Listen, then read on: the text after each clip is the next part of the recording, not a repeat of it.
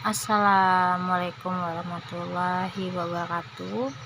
Perkenalkan, nama saya Novia Reski Amelia dari kelas 04 SMJE 10 kelas reguler CS 1 akan mempresentasikan materi pada pelajaran pengantar bisnis ini berjudul budaya buruh dan budaya konsumerisme.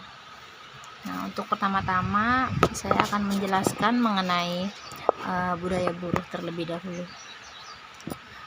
Jadi budaya buruh itu ada seseorang atau manusia yang melakukan di dalamnya, yaitu tenaga kerja, manusianya sendiri, dan kegiatan yang dilakukan.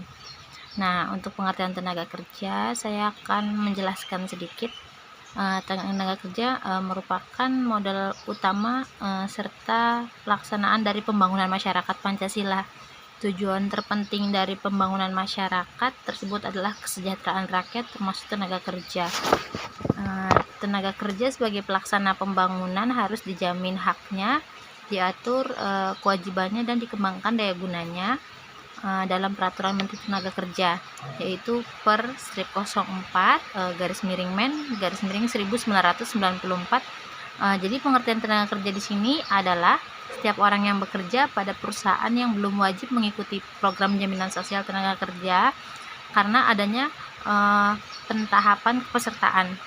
Nah, dari tenaga kerja tersebut ada seorang yang bekerja dinamakan buruh.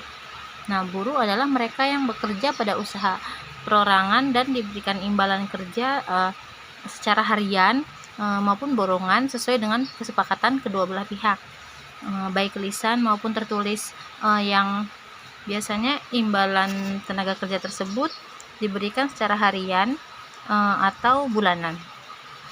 Ada beberapa pengertian tenaga kerja yaitu buruh menurut beberapa para ahli, seperti dari Eng Ahman dan Epi Indriani, juga dari ahli Bapak Alam.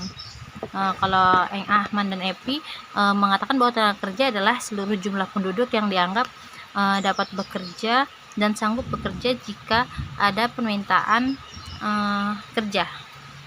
Kalau Bapak Alam bilang bahwa tenaga kerja adalah penduduk yang berusia 15 tahun ke atas untuk negara-negara berkembang seperti Indonesia. Sedangkan di negara-negara maju, tenaga kerja itu umurnya sekitar 15 sampai 64 tahun untuk usia produktif tenaga kerja. Selanjutnya, budaya konsumen. Budaya konsumen itu memiliki sejarah. Nah, saya akan menyebutkan latar belakang dari budaya konsumen sendiri. Jadi budaya konsumen itu muncul pada masa kapitalisme yang diusung oleh Karl Marx, yang kemudian disusul dengan masa liberalisme. Budaya konsumen yang merupakan jantung dari kapitalisme adalah sebuah budaya yang di dalamnya terdapat bentuk halusinasi, mimpi, artifisialitas, kemasan wujud komoditi yang kemudian dikonstruksi sosial melalui komunikasi ekonomi seperti iklan, show media sebagai kekuatan tanda budaya konsumen itu sendiri. Asal-muasal konsumerisme itu dikaitkan dengan proses industrialisasi pada awal abad ke-19. Karl Marx menganalisa bahwa buruh atau kondisi-kondisi material dan proses produksi, menurutnya kesadaran konsumerisme itu adalah hubungan antar manusia. Ada politik, ada juga kebudayaan yang bikin terjadinya relasi ekonomi. Nah, lalu ada beberapa untuk budaya konsumerisme saat ini, seperti banyak ya yang melatar belakangi munculnya budaya konsumerisme ini, seperti faktor lingkungan, gaya hidup, pengaruh lingkungan juga. Kalau untuk faktor lingkungan itu seperti komunikasi dalam kelompok, pengaruh situasional, pengaruh kelompok, misalkan aku masuk pada kelompok lingkungan yang isinya adalah orang-orang punya pemikiran konsumerisme. Misalkan mereka membujukku untuk melakukan sesuatu kegiatan yang saat ini sedang trending.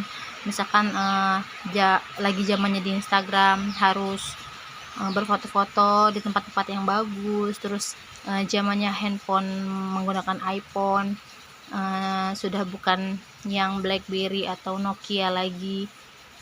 Dan juga misalkan laptop-laptop yang mereka membujuk saya lagi zamannya laptop yang touchscreen, bukan yang langsung ketik gitu. Itu merupakan budaya konsumerisme. Dia juga termasuk dalam kelas sosial. Jadi untuk kesimpulan dua budaya tersebut ini, antara budaya buruh dan konsumen, adalah bahwa kedua budaya tersebut sama-sama melakukan kegiatan namun memiliki dampak kelebihan dan lingkungan masing-masing ada. Jadi lebih budaya buruh lebih cenderung pada dampak positif, yaitu menghasilkan, dan budaya konsumen cenderung pada dampak negatif karena lebih merugikan. Nah, solusi dari itu semua tergantung pada niat kita sebagai manusia yang melakukannya. Sekian dari saya, Novia Reska Amelia. Terima kasih atas perhatiannya. Assalamualaikum warahmatullahi wabarakatuh.